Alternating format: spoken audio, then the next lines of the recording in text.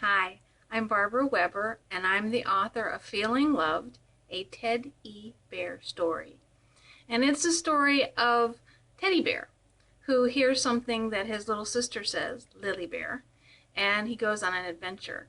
And the story was inspired by my 6-year-old daughter, who, when we were traveling in Colorado, was, having a hard time falling asleep in a new bed and new surroundings, as kids often do. And so I snuggled up with her and I was rubbing her face, and she said, "Mommy, when you do that, I feel so loved." And in that moment, I realized, she was onto something. That we all look for certain things that remind us of what makes us feel loved and what makes us feel safe and special and nurtured. And so I spent, days and weeks making notes, thinking of all the things from my childhood that made me feel loved, and paying attention to my daughter Lily, and asking other people, what were their best memories. And really I spent years making notes of this, because it took a while to get the courage to, write it into a formal book.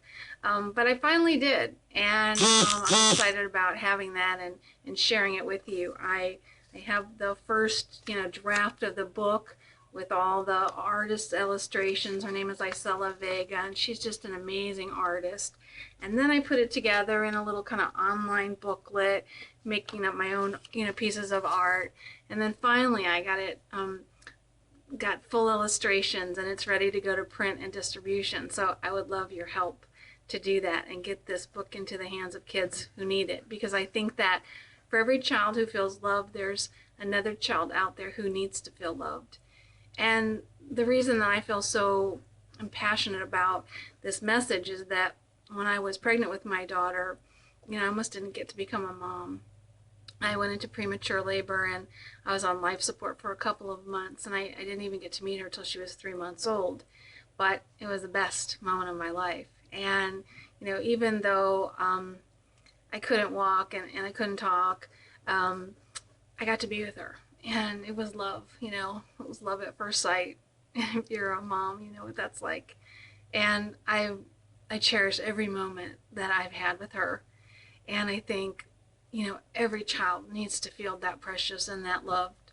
And, you don't need to almost lose your life to realize the importance of love.